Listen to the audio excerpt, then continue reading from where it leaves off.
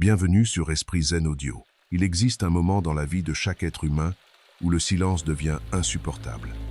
Non pas le silence extérieur, celui des rues calmes ou des nuits paisibles, mais ce silence intérieur, celui qui résonne quand tu réalises que tu n'es plus en train de vivre, mais simplement de survivre. De répéter les mêmes gestes, les mêmes pensées, les mêmes schémas, comme si ta vie était devenue une boucle dont tu ne peux plus sortir.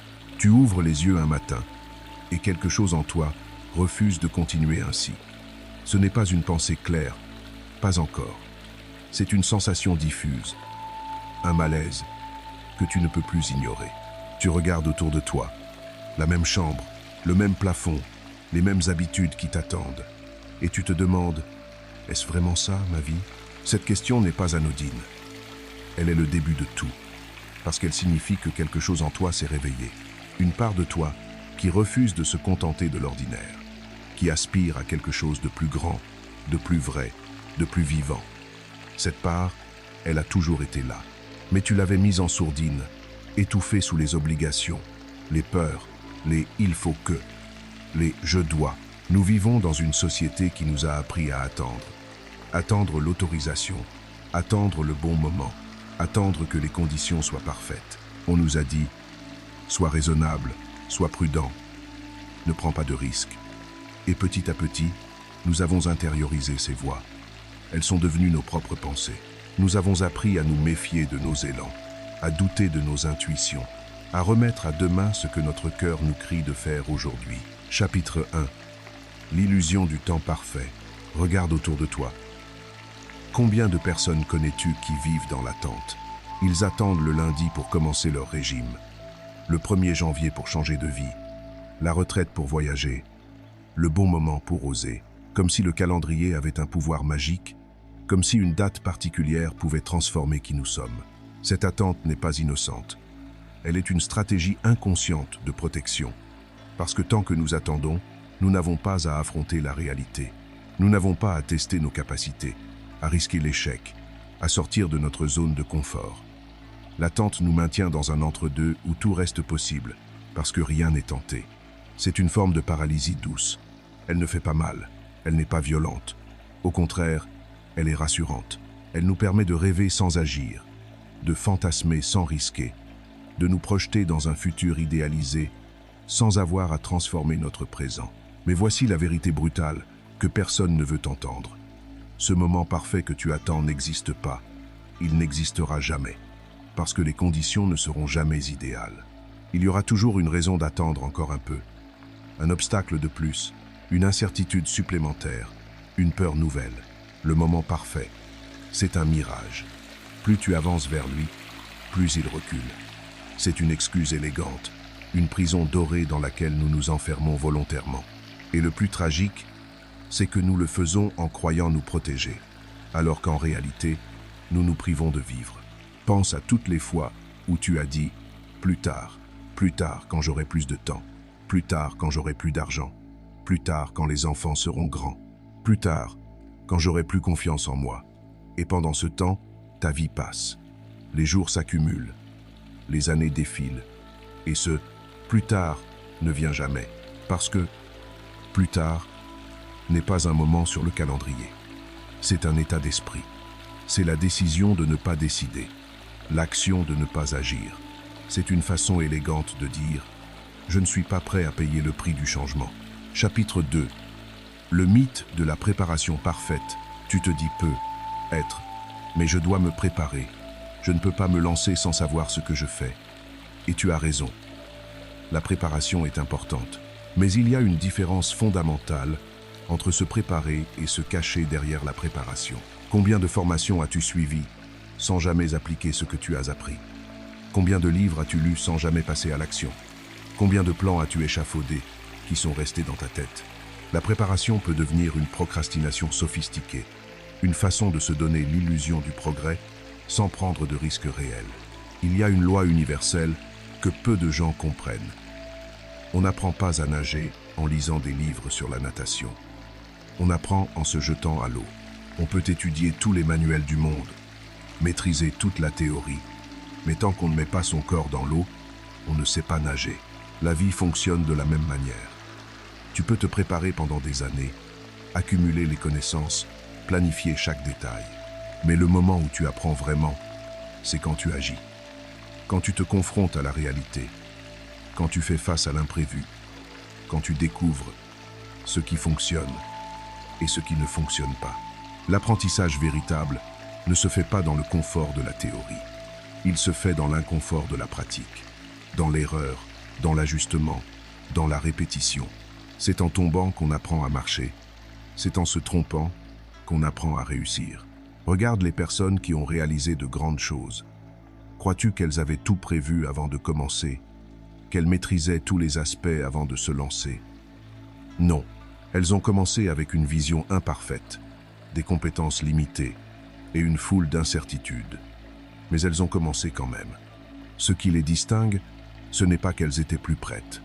C'est qu'elles ont accepté de ne pas être prêtes.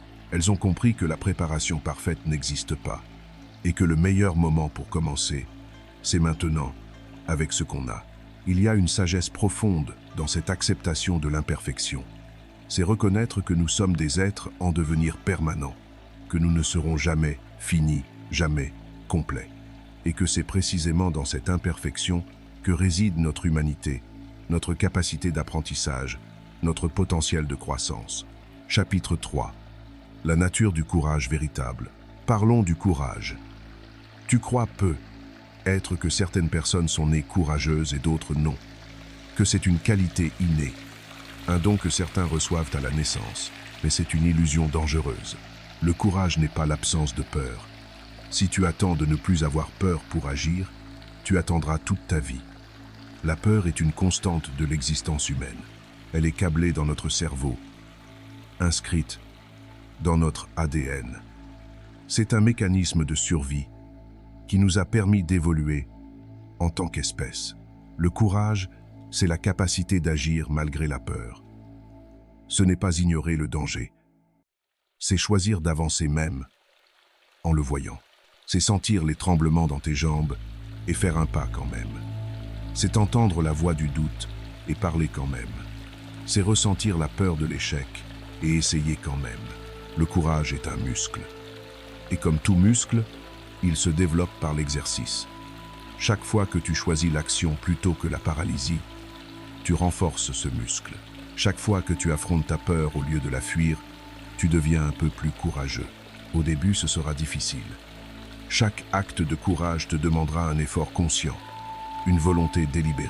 Tu sentiras la résistance, le poids de l'inertie, la force de l'habitude qui te tire vers l'arrière. C'est normal, tu es en train de rééduquer ton système nerveux, de créer de nouveaux chemins neuronaux. Mais avec la répétition, quelque chose de magique se produit. Ce qui était autrefois terrifiant devient simplement inconfortable. Ce qui était inconfortable devient familier. Et ce qui était familier devient naturel. Le courage, qui te demandait tant d'efforts au début, devient progressivement une seconde nature. Regarde les gens que tu admires, ceux qui semblent si braves, si sûrs d'eux. Crois-tu qu'ils n'ont pas peur? Bien sûr que si, ils ont peur. Mais ils ont appris à danser avec cette peur, à l'utiliser comme carburant plutôt que comme frein. Ils ont compris que la peur n'est pas un obstacle. C'est un signal que tu es en train de grandir. Quand tu sens la peur, ne la fuis pas. Accueille-la, remercie-la même, parce qu'elle te montre exactement où tu dois aller. Elle te pointe du doigt la frontière de ta zone de confort, le seuil que tu dois franchir pour évoluer. La peur est une boussole qui indique toujours la direction de ta croissance. Chapitre 4. Le feu intérieur qui demande à vivre. Il y a en toi une force que tu as appris à ignorer. Une énergie vitale, un élan créateur, une pulsion de vie. Les philosophes l'ont appelé de différents noms. Le ki, le prana, la force vitale, l'énergie de vie. Peu importe le nom que tu lui donnes, tu la connais. C'est ce que tu ressens quand une musique te touche profondément, quand un paysage te coupe le souffle, quand une idée te traverse et illumine ton esprit. Cette énergie ne demande pas ta permission pour exister. Elle est là, constante, patiente, inépuisable. Elle attend simplement que tu lui ouvres la porte, que tu lui permettes de s'exprimer à travers toi. Elle veut créer, explorer, contribuer, se manifester dans le monde physique, Mais nous avons appris à la réprimer. Dès l'enfance, on nous a dit de rester tranquille, de ne pas faire trop de bruit, de rentrer dans le moule. On nous a appris que certains rêves sont réalistes et d'autres irréalistes, que certaines ambitions sont raisonnables et d'autres folles. Et petit à petit, nous avons étouffé ce feu intérieur sous les couches de conformité sociale. Tu le sens, ce feu. Il se manifeste par une agitation inexplicable, par un sentiment d'insatisfaction chronique, par cette voix qui te dit qu'il doit y avoir plus que ça. Quand tu vis en décalage avec cette énergie profonde, ton corps te le fait savoir. Pas toujours de manière évidente, pas par une maladie claire, mais par un malaise diffus.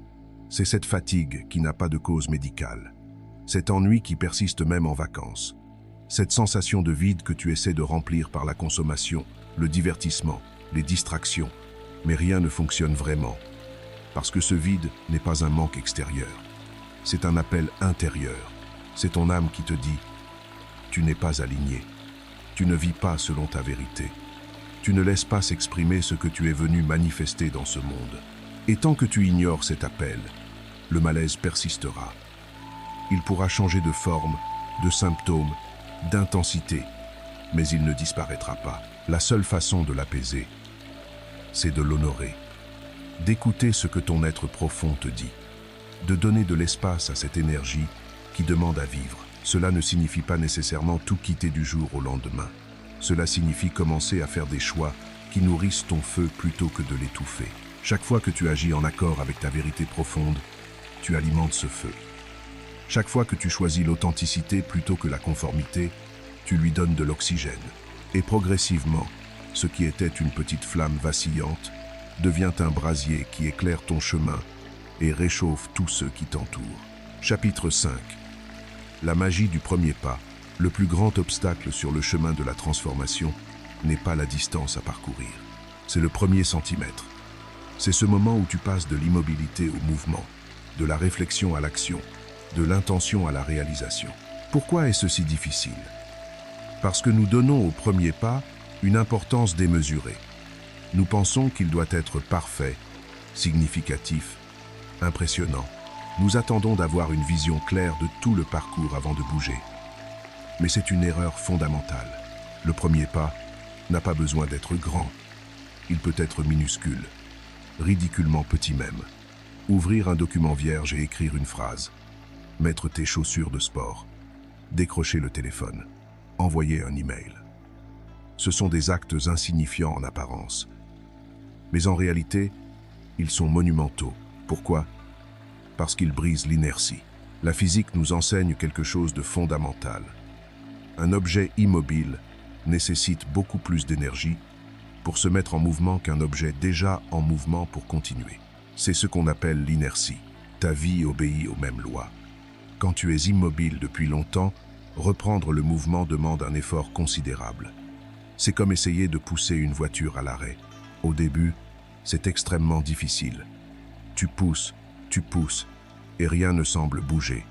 Tu pourrais facilement te décourager et abandonner. Mais si tu persistes, quelque chose d'extraordinaire se produit. La voiture commence à bouger. D'abord imperceptiblement, puis de plus en plus facilement. Et une fois qu'elle roule, maintenir le mouvement demande infiniment moins d'efforts que de la mettre en mouvement. C'est exactement ce qui se passe dans ta vie. Le premier pas est le plus difficile parce qu'il doit vaincre toute l'inertie accumulée. Mais une fois que tu l'as fait, une fois que tu es en mouvement, tout devient plus facile. Le deuxième pas vient plus naturellement, le troisième encore plus. Et progressivement, le mouvement devient un momentum. Ce momentum a un pouvoir incroyable. Il crée une dynamique positive, un cercle vertueux. L'action génère de la confiance facilite l'action suivante, qui renforce encore la confiance. Tu entres dans un état de flux où les choses semblent couler naturellement. Mais rien de tout cela n'est possible sans ce premier pas. Aussi petit, aussi imparfait, aussi maladroit soit-il. C'est lui qui change tout. C'est lui qui transforme le possible en réel, le rêve en projet, l'intention en manifestation. Alors aujourd'hui, ne te soucie pas de savoir si ton premier pas est assez grand, assez bon, assez impressionnant. Fais-le simplement. N'importe quel pas dans la bonne direction est infiniment meilleur que de rester immobile en rêvant de la destination. Chapitre 6. La traversée du désert. Personne ne te prévient vraiment de cette phase. On te parle de la décision initiale, de l'excitation du commencement, de la joie de la réussite. Mais on oublie de te parler de ce qui se passe entre les deux, le désert. Tu as pris la décision, tu as fait les premiers pas. L'enthousiasme initial t'a porté pendant quelques jours, peut-être quelques semaines.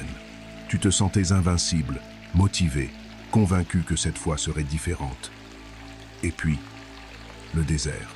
C'est ce moment où les résultats tardent à venir, où tu fais des efforts jour après jour sans voir de changement visible, où l'excitation s'est dissipée, laissant place à une fatigue nouvelle, plus profonde, plus sournoise.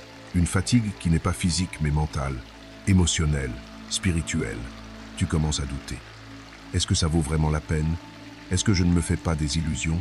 Peut-être que je ne suis pas fait pour ça. Peut-être que c'était une erreur. Ces pensées deviennent de plus en plus présentes, de plus en plus insistantes. Tu regardes autour de toi et tu as l'impression que tout le monde avance sauf toi. Sur les réseaux sociaux, tu vois des gens qui semblent réussir facilement, rapidement. Tu te compares et tu te sens inadéquat, lent, insuffisant. Tu ne vois pas leurs années d'efforts invisibles, leurs échecs cachés, leurs doutes secrets. Tu ne vois que leur succès apparent. C'est le désert. Cette zone intermédiaire où tu n'es plus qui tu étais, mais pas encore qui tu veux devenir. Tu as quitté le confort de l'ancien, sans avoir encore atteint la sécurité du nouveau. C'est inconfortable, déstabilisant, parfois terrifiant. La majorité des gens s'arrêtent ici. Ils interprètent l'absence de résultats immédiats comme un signe que ça ne fonctionne pas. Ils font demi-tour, retournent à leur point de départ, se convainquent que ce n'était pas pour eux. Et ils recommencent le cycle plus tard, avec un nouveau projet, une nouvelle résolution, pour s'arrêter à nouveau dans le désert. Mais voici ce que tu dois comprendre. Le désert n'est pas un signe d'échec, c'est un processus nécessaire. C'est dans le désert que se fait la véritable transformation. Pas dans l'excitation du début, ni dans la célébration de la fin, mais dans l'aridité du milieu. Pense à une graine plantée en terre. Pendant des semaines, il ne se passe rien en surface. Si tu ne savais pas ce qui se passe sous terre, tu pourrais penser que la graine est morte, que ton effort était vain. Mais sous la surface, dans l'obscurité du sol, quelque chose de miraculeux se produit. Des racines se développent. Elles s'enfoncent profondément dans la terre, créent un système complexe de connexion, absorbent les nutriments, se fortifient. Tout ce travail est invisible. Il ne produit aucun résultat visible. Mais il est absolument essentiel. Sans ces racines profondes, la plante ne pourrait pas survivre. Quand elle émergera enfin à la surface, elle aura besoin de ces racines pour la soutenir, la nourrir, la stabiliser face au vent et aux tempêtes. Les racines ne sont pas un luxe, elles sont une nécessité. C'est exactement ce qui se passe dans ta vie pendant le désert. En surface, rien ne semble bouger. Mais en profondeur, tu es en train de développer les racines qui te permettront de soutenir la vie que tu veux créer. Tu développes la discipline, la résilience, la foi. Tu apprends à faire confiance au processus, même quand tu ne vois pas les résultats. Ces qualités ne se développent pas dans le confort. Elles se forgent dans l'inconfort. Elles ne naissent pas du succès facile, mais de la persévérance face à l'absence de résultats. C'est dans le désert que tu découvres vraiment qui tu es, ce que tu veux vraiment, jusqu'où tu es prêt à aller. Alors quand tu te trouves dans le désert, ne le fuis pas, ne retourne pas en arrière, ne cherche pas un raccourci, traverse-le consciemment. Sache que c'est temporaire mais nécessaire. Continue à faire les efforts même quand tu ne vois pas les résultats. Continue à arroser même quand rien ne pousse encore, parce qu'un jour, sans prévenir, tu verras émerger la première pousse, et tu réaliseras que tous ces jours apparemment stériles étaient en réalité les plus productifs, que c'est dans l'invisibilité du désert que tu as construit les fondations de ta transformation. Chapitre 7. La solitude initiatique du changement. Il y a quelque chose qu'on ne te dit pas quand tu décides de changer vraiment. Tu vas te retrouver seul, non pas parce que tu auras perdu tes relations, mais parce que tu seras sur un chemin que peu de gens autour de toi comprennent ou sont prêts à emprunter. Au début, quand tu annonces ton projet, ta décision de changer, tu reçois souvent des encouragements. C'est super, je suis content pour toi. Mais ces encouragements viennent souvent de personnes qui ne pensent pas vraiment que tu vas le faire, qui imaginent que c'est une lubie passagère, une résolution du nouvel an, qui s'évaporera comme les autres. Mais quand tu persistes, quand ils réalisent que tu es sérieux, quelque chose change. Les encouragements se transforment en scepticisme. Tu es sûr? Ce n'est pas un peu risqué? Tu ne devrais pas être plus prudent? Derrière ces questions apparemment bienveillantes se cache souvent une projection de leur propre peur. Ton mouvement les dérange parce qu'il leur renvoie leur propre immobilité. Tu deviens un miroir qui leur rappelle ce qu'ils n'osent pas faire. Et ce miroir est inconfortable. Plutôt que de le regarder et de se remettre en question, il est plus facile de remettre en question ta démarche. Certaines relations qui te semblaient solides commencent à se fissurer. Tu réalises qu'elles étaient basées sur une certaine complicité dans le statu quo. Tant que tout le monde restait au même endroit, c'était confortable. On se plaignait ensemble, on rêvait ensemble, mais sans vraiment agir. C'était un équilibre rassurant. Mais dès qu'une personne du groupe se met réellement en mouvement, cet équilibre se brise. Tu n'es plus disponible pour les mêmes distractions, les mêmes conversations qui tournent en rond, les mêmes plaintes récurrentes. Tu as d'autres priorités, d'autres préoccupations, et cela crée une distance. Cette distance n'est pas nécessairement conflictuelle. Souvent, elle est simplement naturelle. Vous n'êtes plus sur la même longueur d'onde. Vous n'avez plus les mêmes intérêts, les mêmes valeurs, les mêmes aspirations. Et c'est normal, douloureux parfois, mais normal. La solitude qui en résulte peut être difficile à vivre. Tu peux te sentir incompris, isolé, peut être même douter de ta démarche.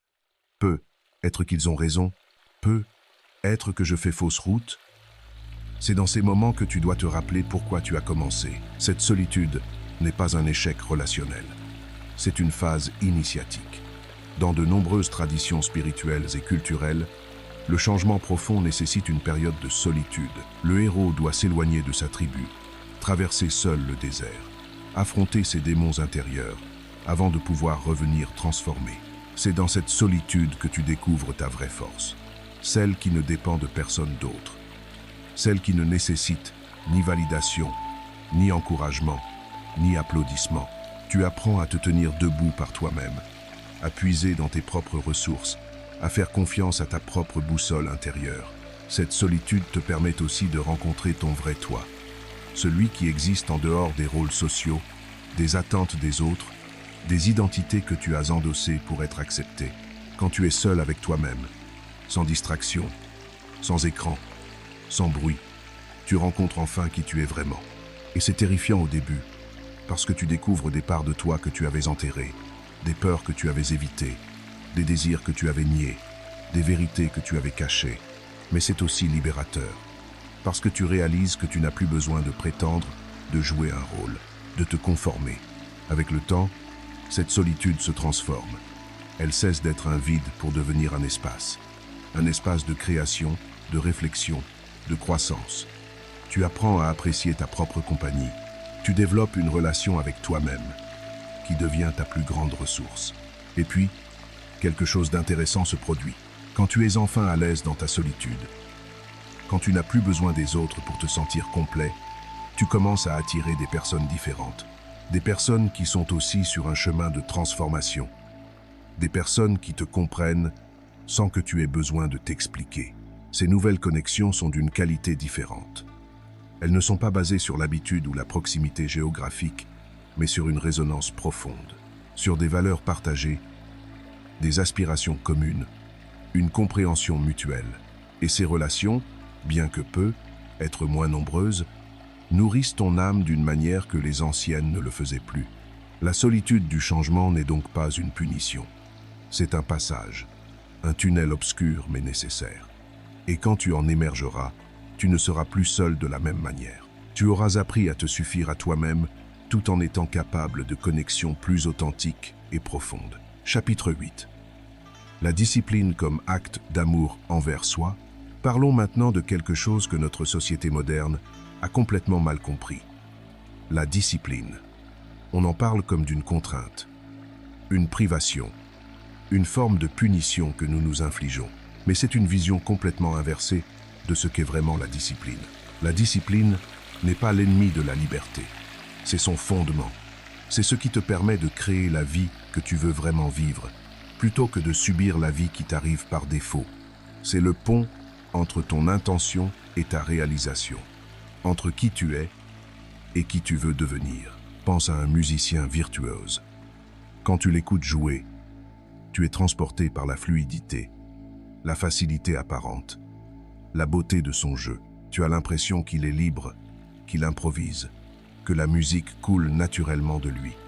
Et c'est vrai, mais cette liberté repose sur des milliers d'heures de discipline, des années de gamme répétées, d'exercices techniques, de pratiques méthodiques.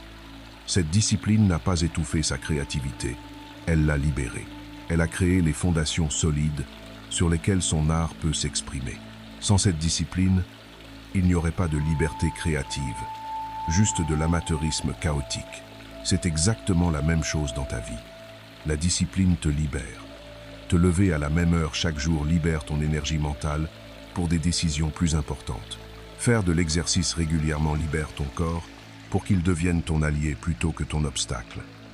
Méditer quotidiennement libère ton esprit du bavardage mental constant. Mais notre culture de la gratification instantanée nous a rendus allergiques à l'effort soutenu. Nous voulons les résultats sans le processus, le corps sculpté sans l'entraînement, le succès sans les heures de travail, la maîtrise sans la pratique. C'est une illusion toxique qui nous maintient dans la frustration permanente. La vérité, c'est que tout ce qui vaut la peine dans la vie demande de la discipline. Les relations profondes demandent la discipline de la présence, de l'écoute, de la communication. La santé demande la discipline de l'alimentation, du mouvement, du sommeil. Le développement personnel demande la discipline de l'introspection, de la lecture, de l'application des principes. Mais voici le secret que peu de gens comprennent. La discipline devient de plus en plus facile avec le temps. Au début, c'est vrai, c'est difficile. Chaque action demande un effort conscient, une volonté délibérée. Tu dois te battre contre tes vieilles habitudes, contre l'inertie, contre la voix qui te dit de rester au lit, de sauter juste cette fois, de commencer demain. Mais si tu persistes, quelque chose de remarquable se produit. Ces actions répétées deviennent des habitudes. Et une habitude, par définition, est quelque chose que tu fais sans avoir à y penser. Elle devient automatique, intégrée, naturelle. Ce qui demandait un effort herculéen au début finit par se faire presque tout seul. Les neurosciences ont montré que notre cerveau est incroyablement plastique. Chaque fois que nous répétons une action, nous renforçons les connexions neuronales associées. C'est comme créer un chemin dans une forêt. Au début, tu dois te frayer un passage à travers la végétation dense. Mais à force de passer au même endroit, un sentier se forme. Et avec le temps, ce sentier devient une route bien dégagée, facile à emprunter. C'est exactement ce qui se passe avec la discipline. Les premières semaines sont les plus difficiles. Tu dois consciemment choisir la nouvelle action plutôt que l'ancienne habitude. Mais après environ 66 jours, c'est la durée moyenne pour qu'une habitude se forme, quelque chose change. L'action commence à devenir naturelle.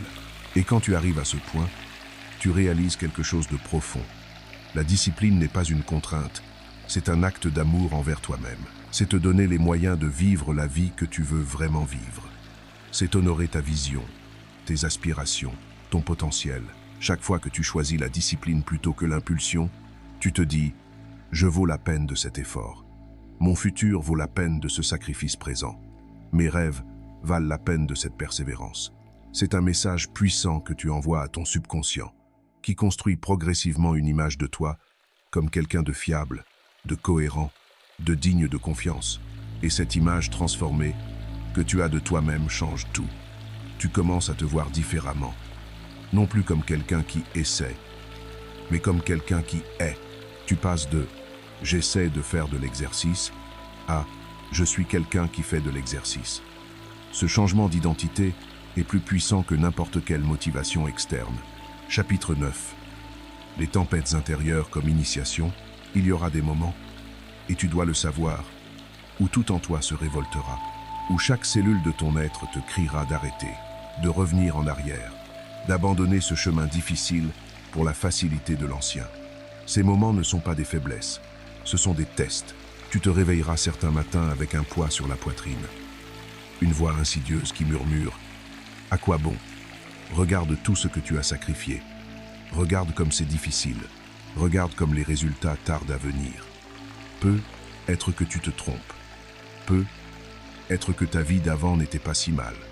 Au moins, c'était confortable. Cette voie est celle de ton ego qui résiste à la transformation. L'ego aime la prévisibilité, la sécurité, la zone de confort. Le changement le menace parce qu'il implique l'inconnu. Alors il se bat, il crée des doutes, il amplifie les difficultés, il minimise les progrès. C'est sa façon de te protéger, de te ramener à ce qu'il connaît. Ces tempêtes intérieures sont inévitables. Elles font partie intégrante du processus de transformation. Dans les traditions initiatiques anciennes, le néophyte devait traverser des épreuves pour prouver sa détermination. Ces épreuves n'étaient pas des obstacles arbitraires, elles étaient des révélateurs. Elles montraient si la personne était vraiment prête pour ce qui allait suivre. C'est la même chose dans ta transformation personnelle. Les tempêtes intérieures révèlent ton engagement véritable. Est-ce juste un désir passager, une lubie momentanée, ou est-ce un engagement profond, une vocation, quelque chose qui vient de ton essence même? Quand la tempête arrive, tu as deux options. La première, c'est de céder, d'écouter cette voix qui te dit d'arrêter, de retourner à l'ancien. Beaucoup de gens choisissent cette option. Ils interprètent la tempête comme un signe qu'ils font fausse route. Ils abandonnent, soulagés momentanément, avant de regretter plus tard d'avoir abandonné. La seconde option, c'est de traverser. D'accueillir la tempête non pas comme un obstacle, mais comme un enseignant. De voir en elle une opportunité de creuser plus profond, de toucher à quelque chose de plus vrai en toi. Parce que ces moments de crise, aussi inconfortables soient-ils, sont des portails vers une compréhension plus profonde. Quand tu choisis de traverser, quelque chose de remarquable se produit. La tempête fait son travail de nettoyage. Elle emporte tout ce qui est superficiel en toi. Les motivations de surface, les désirs d'ego, les attachements aux résultats. Ce qui reste après la tempête, c'est l'essentiel. Tu découvres que ton engagement n'était pas basé sur l'excitation ou la promesse de succès rapide. Il était basé sur quelque chose de plus profond, un besoin authentique, une vérité intérieure, un appel de l'âme. Et cette découverte te donne une force nouvelle, une stabilité que rien ne peut ébranler. Les tempêtes te rendent aussi plus humble. Tu réalises que tu ne contrôles pas tout, que malgré tes efforts, malgré ta détermination, il y a des forces plus grandes que toi en jeu. Cette humilité n'est pas une faiblesse, c'est une sagesse. Elle t'apprend à lâcher prise sur ce que tu ne peux pas contrôler, tout en restant engagé sur ce que tu peux contrôler. Chaque tempête traversée te rend plus fort. Non pas parce qu'elle ne t'affecte plus, mais parce que tu développes la capacité de la traverser. Tu apprends à ne pas t'identifier à tes émotions temporaires. Tu comprends que le doute, la peur, le découragement sont des visiteurs qui passent, pas des états permanents. Et un jour, tu réaliseras quelque chose de profond. Tu n'as plus peur des tempêtes. Non pas parce qu'elles ont disparu, mais parce que tu sais maintenant que tu peux les traverser. Elles ne te font plus douter de ton chemin. Au contraire, elles deviennent des confirmations que tu es sur la bonne voie, parce que seuls les chemins significatifs créent des tempêtes. Chapitre 10. La persévérance silencieuse et l'art de l'invisibilité. Il y a une partie du processus dont personne ne parle. Et c'est peut être la plus importante. Les heures, les jours, les semaines, les mois où tu travailles dans l'ombre, sans reconnaissance, sans applaudissements, sans résultat visible. C'est ce que j'appelle la persévérance silencieuse. Notre société glorifie les résultats spectaculaires, les histoires de succès du jour au lendemain, les transformations miraculeuses, les percées soudaines. Mais c'est une illusion. Ce que le monde appelle succès du jour au lendemain est toujours le fruit d'années d'efforts invisibles. Regarde n'importe quelle personne qui a accompli quelque chose de significatif. Creuse dans son histoire. Tu découvriras toujours la même chose. Des années de travail acharné que personne n'a vu, des échecs que personne ne connaît, des sacrifices que personne n'a applaudis, des doutes que personne n'a consolés. Le succès visible repose toujours sur un iceberg d'efforts invisibles. Ce que le monde voit, c'est juste la pointe, la partie émergée. Mais sous la surface, il y a toute cette masse énorme qui a permis à cette pointe d'exister. Et cette masse, c'est la persévérance silencieuse. C'est te lever à 5 heures du matin quand le reste du monde dort encore. C'est travailler sur ton projet après une journée épuisante. C'est continuer à écrire, à créer, à construire quand personne ne lit, ne regarde, ne s'intéresse. C'est faire ce que tu as à faire non pas parce que quelqu'un te regarde, mais parce que c'est aligné avec ta vérité. Cette phase est difficile parce qu'elle teste ta relation avec la reconnaissance externe. Est-ce que tu fais ce que tu fais pour les applaudissements ou pour l'acte lui-même, pour la validation des autres ou pour ton propre développement, pour être vu ou pour devenir? La plupart des gens abandonnent dans cette phase parce qu'ils font les choses pour les mauvaises raisons. Ils veulent les likes, les commentaires, la reconnaissance immédiate. Et quand ça ne vient pas, ils se découragent. Ils interprètent l'absence d'attention externe comme un signe d'échec. Mais voici ce que tu dois comprendre. Cette phase d'invisibilité est une bénédiction déguisée. Elle te permet de te tromper, d'expérimenter, d'apprendre sans la pression du regard des autres. Elle te donne l'espace de développer ta maîtrise à l'abri des critiques, des jugements, des attentes. Les grands arbres poussent lentement. Leurs racines s'enfoncent profondément dans le sol pendant des années, avant que leur tronc ne s'élève vers le ciel. Cette croissance souterraine est invisible, mais essentielle. Sans ces racines profondes, l'arbre ne pourrait pas supporter le poids de ses propres branches. C'est exactement ce que tu es en train de faire dans ta phase de persévérance silencieuse. Tu développes des racines, tu construis une fondation, tu acquiers une maîtrise. Et tout cela se fait loin des regards, dans l'intimité de ton engagement personnel. Il y a aussi quelque chose de profondément libérateur dans le fait de travailler sans audience. Tu n'as pas à performer, tu n'as pas à impressionner, tu n'as pas à prouver. Tu peux simplement être, créer, apprendre. Tu peux faire des erreurs sans que le monde entier le sache. Tu peux changer de direction sans avoir à le justifier. Cette liberté est précieuse. Chéris-la. Parce que quand la reconnaissance viendra, et elle viendra si tu persévères, cette liberté deviendra plus difficile à maintenir. Les attentes s'accumuleront, les regards se multiplieront. La pression augmentera.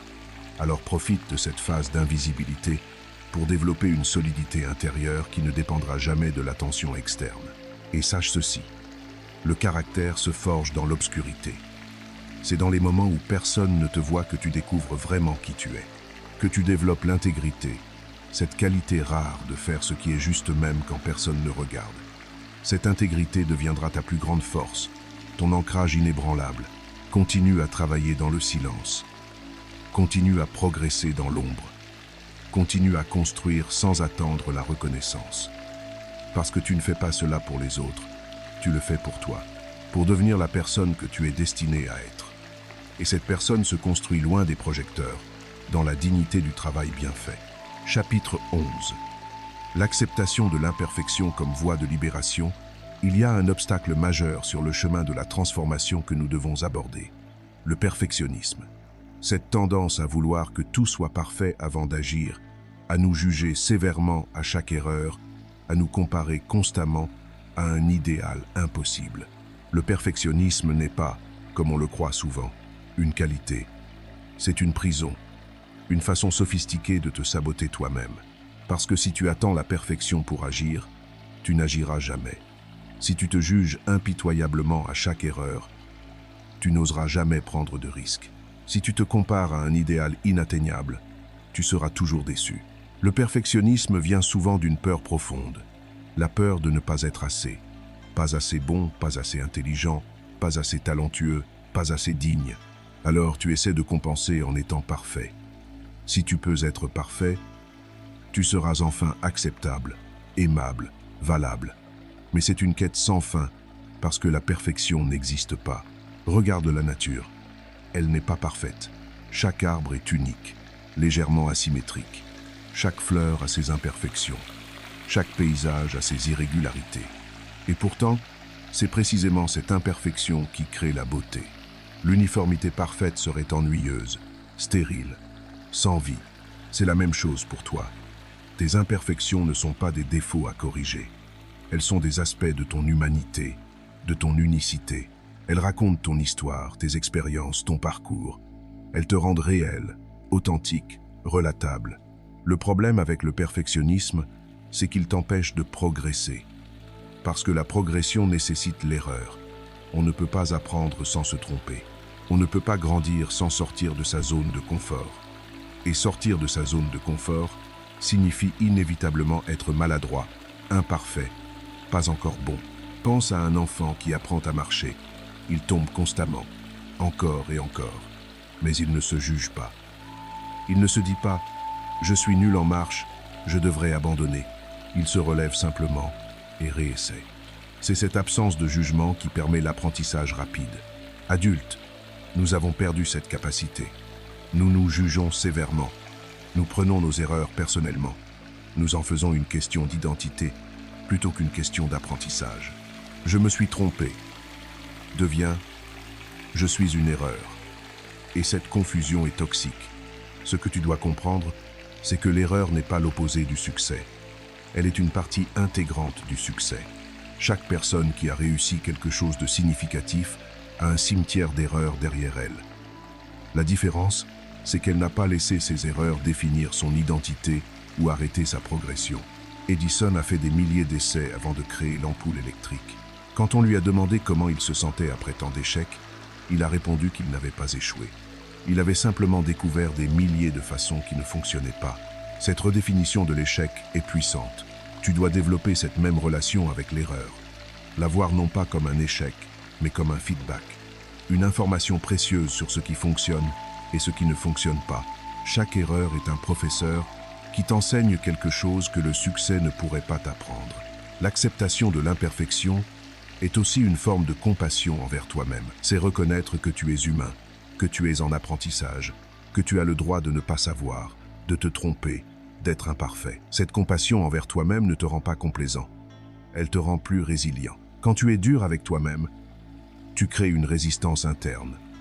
Une partie de toi se rebelle contre cette dureté, ce qui crée de la procrastination, du sabotage, de l'évitement.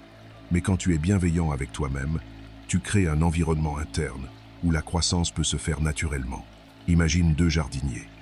Le premier critique constamment ses plantes. Pourquoi ne poussez-vous pas plus vite? Pourquoi n'êtes-vous pas plus belle? Le second les nourrit patiemment, leur parle avec bienveillance, accepte leur rythme naturel. Lequel aura le plus beau jardin? C'est la même chose avec ton développement personnel. La critique constante ne crée pas la croissance, elle crée la contraction. La bienveillance et l'acceptation créent un espace où la croissance peut se déployer naturellement. Alors aujourd'hui, fais la paix avec ton imperfection. Non pas comme une résignation, mais comme une acceptation réaliste de ce qui est. Tu es imparfait, et c'est parfait. Tu es en devenir, et c'est magnifique. Tu fais de ton mieux avec ce que tu sais maintenant, et c'est suffisant. Cette acceptation te libère.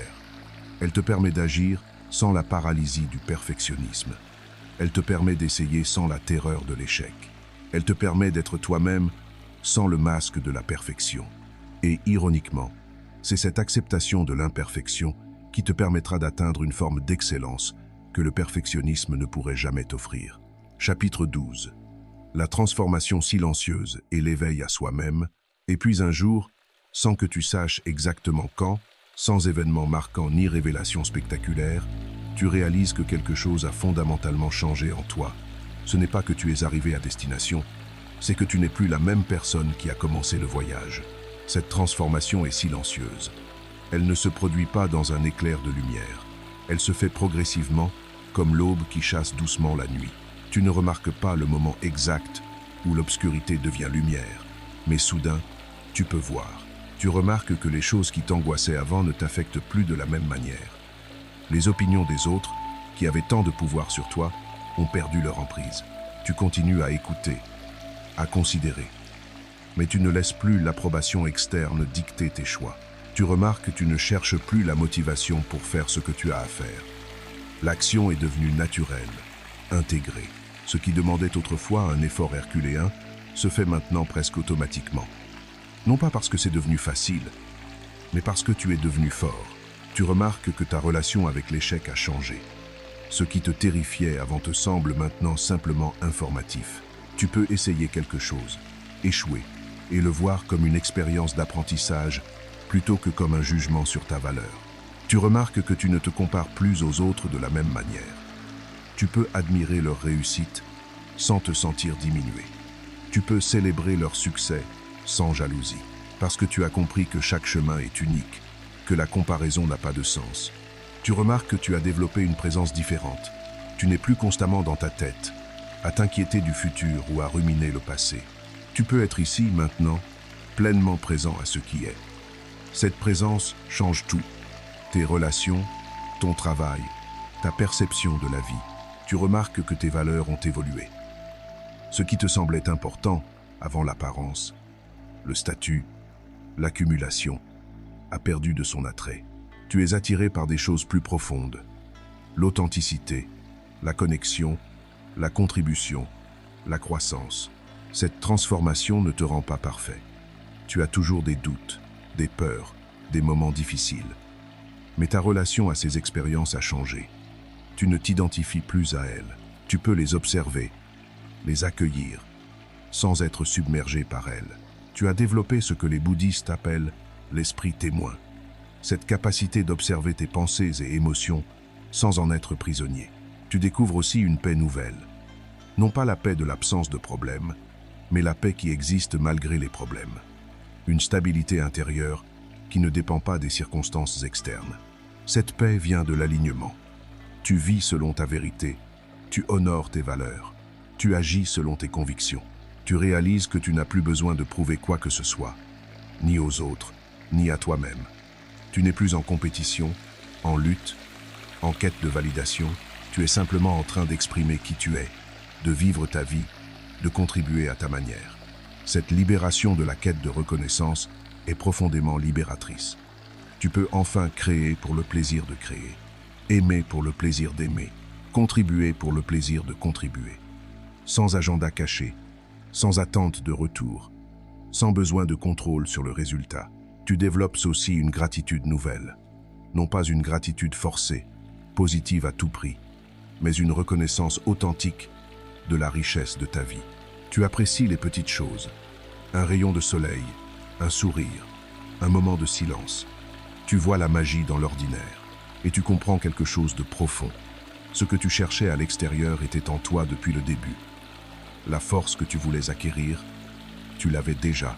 Le courage que tu attendais de recevoir, il était là, caché sous la peur. La sagesse que tu cherchais dans les livres, elle émerge maintenant de ton expérience vécue. Tu n'es plus en train de devenir quelqu'un d'autre. Tu es en train de révéler qui tu as toujours été.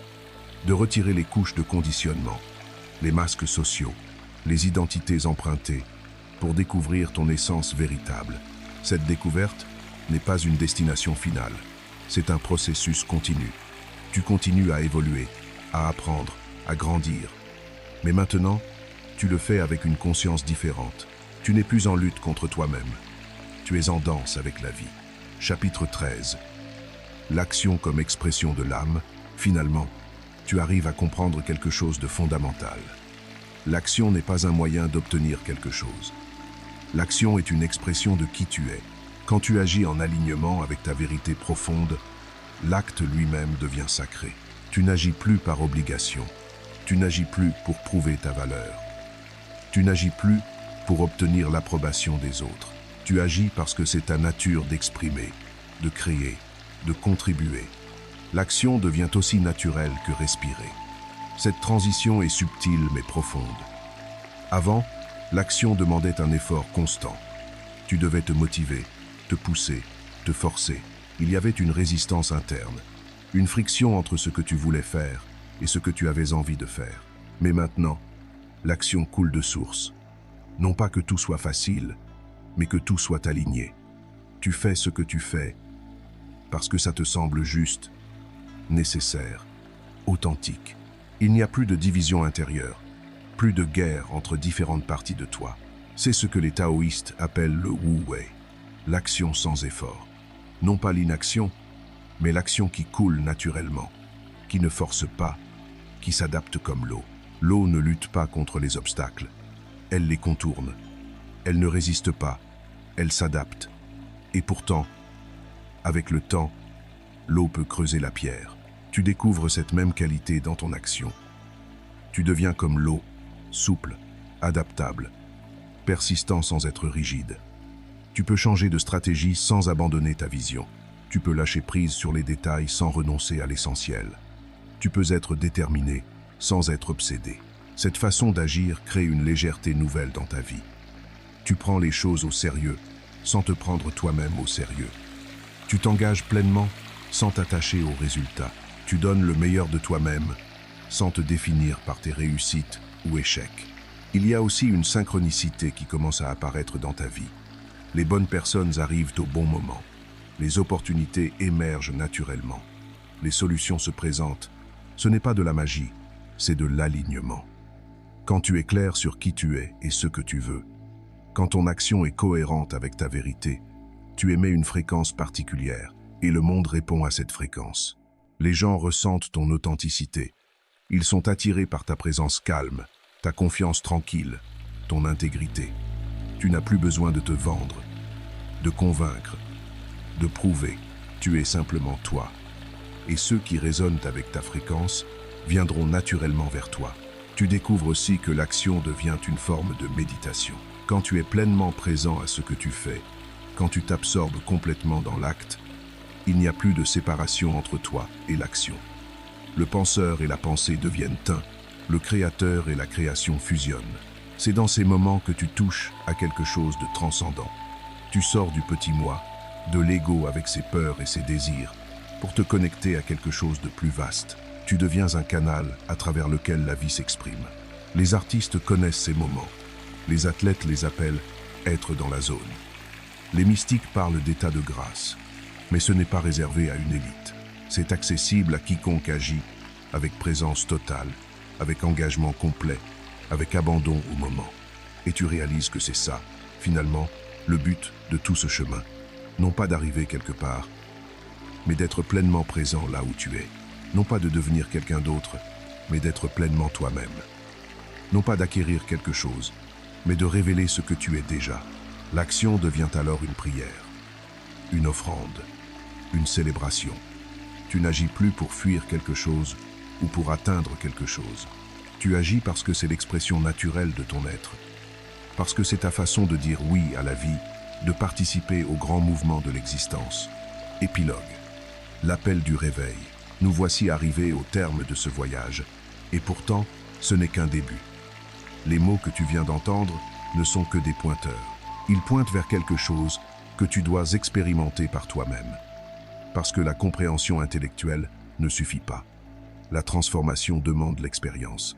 Alors maintenant, je te pose cette question, non pas comme une question rhétorique, mais comme une vraie interrogation qui demande une vraie réponse.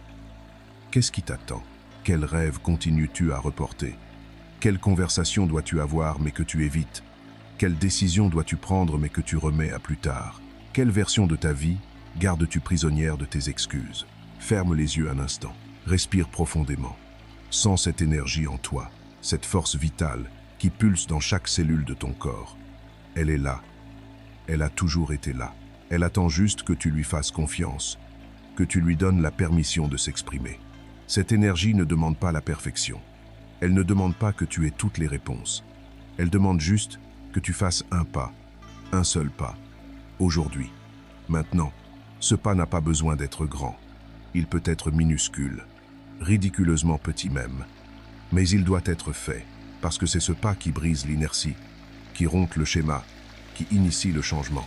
Peut être que ce pas, c'est de décrocher ton téléphone et passer cet appel que tu repousses depuis des semaines. Peut être que c'est d'ouvrir ce document et écrire le premier paragraphe. Peut être que c'est de sortir de chez toi et faire cette promenade. Peut être que c'est simplement de décider, vraiment décider, que ça suffit. Tu sais déjà ce que tu dois faire. Au fond de toi, tu le sais. Cette voix qui te parle quand tout est calme, quand les distractions se taisent, quand tu es seul avec toi-même. Cette voix, c'est ta boussole intérieure. Elle t'a toujours guidé, mais tu as appris à l'ignorer, à douter d'elle, à la faire taire. Il est temps de l'écouter à nouveau. Non pas de façon sporadique, mais de façon constante. De faire de cette écoute intérieure une pratique quotidienne. De consulter cette boussole avant de prendre chaque décision importante. Et quand tu l'écoutes vraiment, Quand tu suis ce qu'elle te dit, quelque chose de magique se produit.